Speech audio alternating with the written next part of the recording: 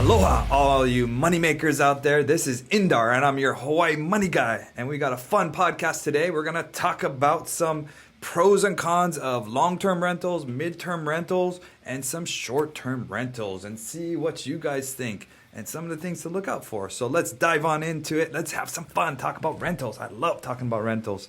So let's do it. Just before we get started, I'd love it if you guys could subscribe below, and that way we can reach more people and just help people make their money work for them in any different way we can. Thank you guys, and let's get started in today's content. First, let's dive into short-term rentals.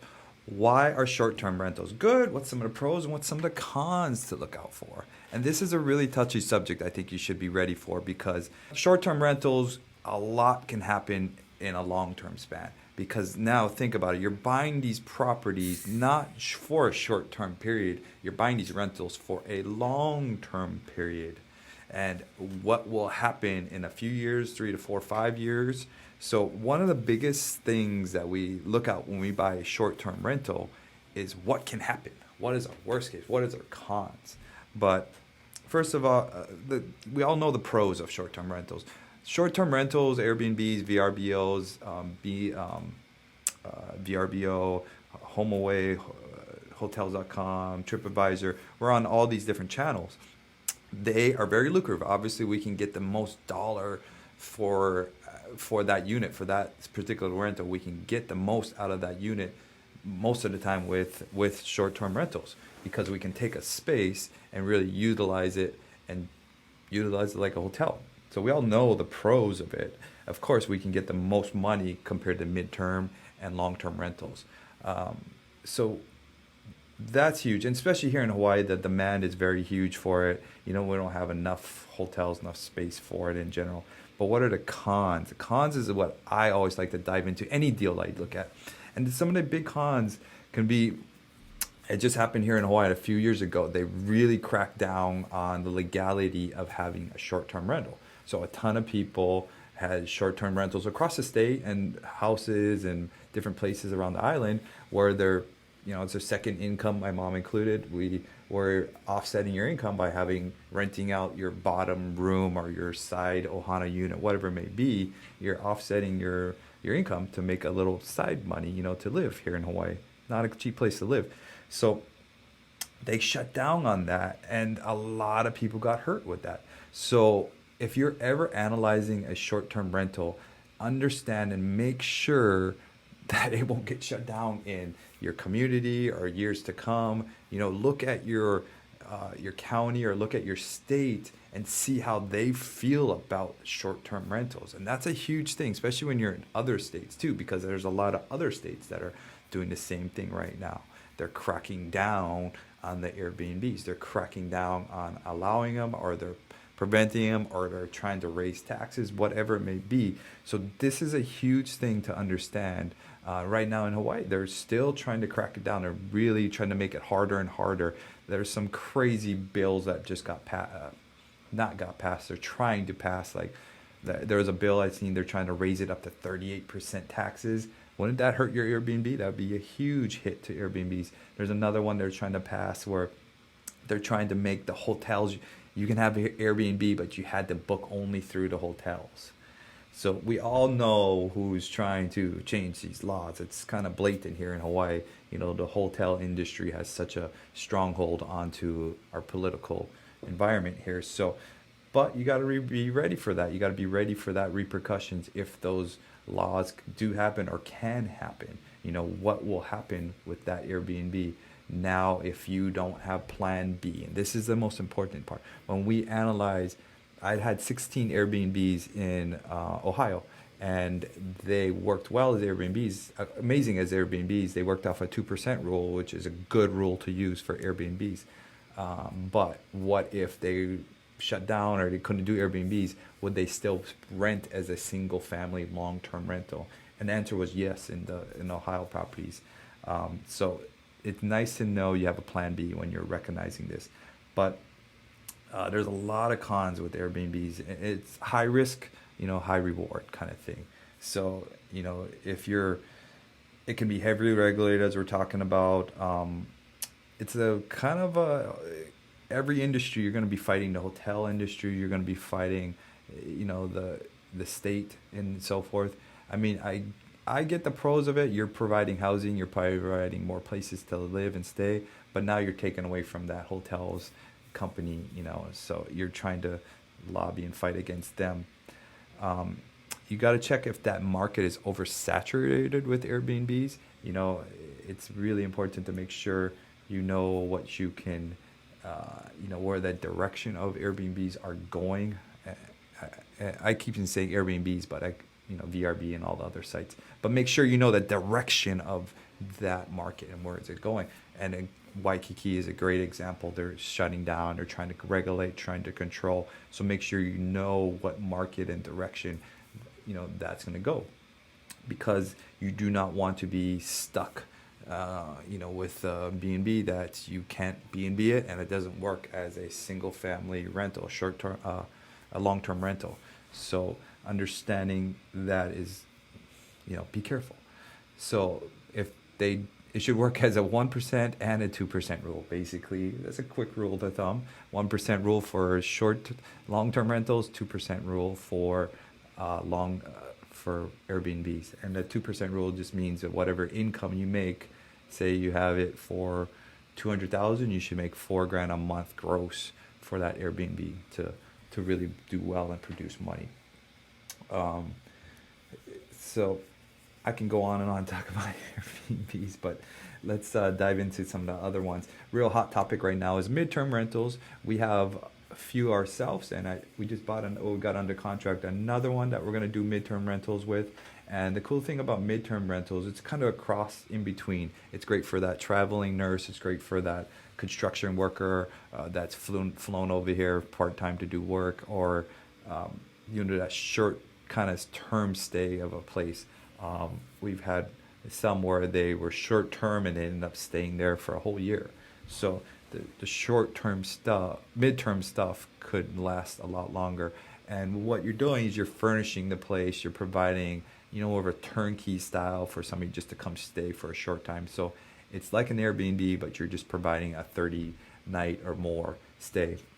And the reason you do that is just, one, you're not allowed to Airbnb it, so you're doing the next best option, which is now doing a 30-day minimum stay. And you're providing just a turnkey place again for people to stay. And it's just, a great way to offset and make a little more money out of the place compared to, the lowest one of, long-term rental. So midterm rentals was probably going to make your medium amount. Sometimes you can even equal out to what you can make on an Airbnb. Less wear and tear on a midterm rental. The Airbnb, you're going to have a pretty high wear and tear, a lot of, demand for all the people coming. They're going to beat up your place. And that's something you really have to take into consideration. And the management of an Airbnb is very, intense. Of course, you got to deal with the guests calling you, checking in, how to find the keys. I get the weird guests once in a while to call me. We have so many things in place to prevent them from getting to me, but sometimes they find my number and get to me. An example, I think last night, we have a check-in instructions, pictures, and automated setups to send to them. Even our person is also communicating with them how to find the keys and everything. They still call me and they can't find the keys. Like, did you check the app? No, I can't get into the app. Did you check my message? No, I didn't check my. And it's like, well, let's open your app. Let's open the messages. How did you get my phone number? Blah, blah, blah. But you have to then walk them through. Oh, okay, it's right there. You wouldn't believe, but you're going to get it. And then, you have to be nice because now you have reviews. So, this Airbnb system is very intense in management, of course. So you have to be ready for that. Midterm rentals, it's more of like a long-term rental where it's less management, but the turnover is now a little greater than a long-term rental. You're going to have a turnover every 2, 3, 4, 5, 6 months. So you're going to have more of a turnover, and often on turnovers, you're going to have to clean it, fix it, paint it, whatever it may be, or not, depending on your guest or your unit. and you can make a lot more. We have one that we just did in Waikiki couple months back that was not a legal Airbnb, so we did it a midterm rental. There's no parking, and we were able to fill it up with some traveling nurses, 2 bedroom, and make more than enough to cover our costs and make it a profitable rental. It wouldn't rent well as a single long-term rental, excuse me, and we couldn't Airbnb it. So it's a great opportunity to make a rental work when others won't. And we're buying one right now that do the same thing. So they can work as long as you give them experience. You're also trying to create it like an Airbnb style as well, and make it work. So very popular for the traveling nurses, the college students who may be here short time for summer, whatever it may be. And then the last one is, of course, long-term rentals. So, long-term rentals are the safe, true and blue. I do recommend long-term rentals if you can match the incomes, or sometimes if you want less of a headache, less of a management issue, you do want a long-term. You want a nice 2-year tenant, 2-year lease. That's the ideal long-term tenant. So you want a nice long-term rental that will last for years to come. And those are great because you don't really have to worry. You're making sure that if you're managing yourself, you're making sure the checks are getting paid every first of the month. That's when you have to go to work and make sure they're paying. If you have Section 8, you're just basically checking the bank account. So long-term rentals, obviously you make less, but the risk, the oversight is very easy. I won't say very easy, but it's very minimum to how much time and energy you need to put into it compared to an Airbnb where you're constantly having to manage it. And even if you have a manager and even if you have a cleaner and a crew, it still will just be more cumbersome to you, even if you have all of that in place. And I speak from experience because we have each one of those. And even with the Airbnbs, we have managers, we have cleaners, we have people managing it. It's still more cumbersome to manage with, things happening. You name it, things happen more so. Just people are coming and going, and people are people.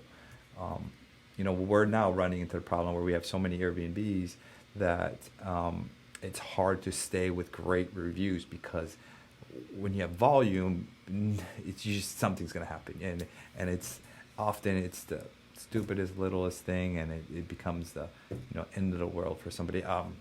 Here in Hawaii, we have ants, we have cockroaches, we had some ants, just the little guys, the little sugar ants we call them, and that was the end of the world for somebody. And I get it, mainland people are not used to that, but at one of our Airbnbs, it's in like more of a tropical setting. It's ground floor unit. It's just right in kind of the midst of the jungle, and we're gonna have bugs, we're gonna have ants, and it's a huge thing for a mainland person who's not used to that, of course. So just judging all of them, Airbnb you make the most, midterm second most, and long term you make the third most, but how much time and energy do you want to spend in all to that? Especially if you're working a full-time job, you have a normal life, you have kids and family, they become a full-time job. So once you get a couple of them or more, it becomes a full-time job. And just to clarify, we have I think 6 Airbnbs, 3 midterm rentals. We sold our 16 Airbnbs in Ohio, and then we have a ton of rentals, single family rentals, and so forth. So just to let you know, I would rather have a 2-year tenant that is paying close to something I possibly could make with Airbnb than to having to Airbnb. And midterm rentals too. Midterm rentals are actually not too bad so far. I mean, we only have 3 of them, but they are pretty well they're mostly, the midterm rentals are good because they're working class professionals, and they're going to, basically work all day and show up to sleep at night, and they're never there. So they're just here to work or to do whatever job or task they're here. So they're not really, one, abusing the place too much, or two, they're not as heavily using the house compared to a B&B where they'll sneak a party in here and there, or they'll have guests over, or they're hanging out at the place a lot more. So what's the pros and cons? It's to each his own, but we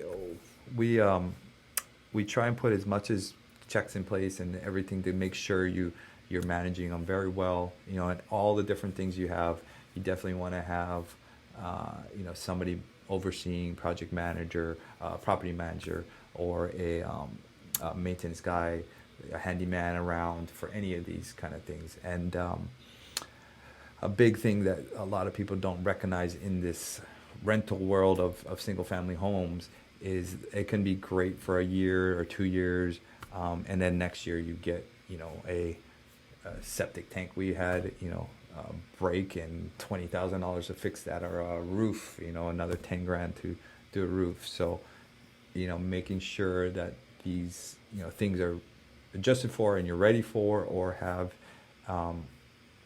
some kind of a rainy day fund for all of that kind of stuff. We call it a war chest. So, and all these different types of rentals, we have a war chest. We have money that just sits in account for these houses to live on their own, to really live and breathe on their own. So I wouldn't suggest just getting 5 or 10 and thinking you're just going to retire off of that, because one thing breaks and you can be shit out of luck. So very good to get them and have them, and the tax incentives are great, but I would lean towards midterm rentals right now. So try them all. So for the investor highlight of the week, we have a question, and the question was, how do I analyze what type of rental I should turn my property into? This is from Nelson. So how do you analyze what type? Well, first you got to recognize if you're zoned for it, if you're allowed to do Airbnbs. Of course, you got to recognize that right off the bat. Does your community allow it? Does your zoning allow for it?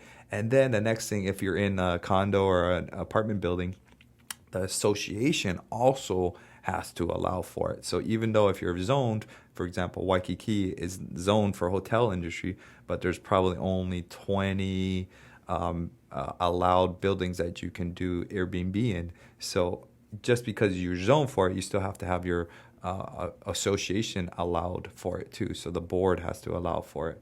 And I know a couple buildings actually that got shut down because they had too much owners in the building, and they didn't want the Airbnbs. So make sure it's zoned for that. And if not, if it's only a 30-day rental, but you're in a touristy zone, if you're in by an airport or by schools, then you can try the midterm rentals. And then and the last, of course, long-term rentals is your last kind of shot at it all. So understand that, yeah.